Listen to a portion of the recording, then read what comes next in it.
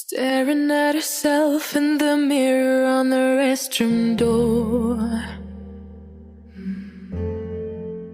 Voices in her head that mirror what she's heard before. All the things they said to hold her back, they never seem to leave her head and tend to keep her mind at war. All the things they said to hold her back, they keep her locked inside of all the times when she's been hurt before. Her eyes are swollen as she tries to hold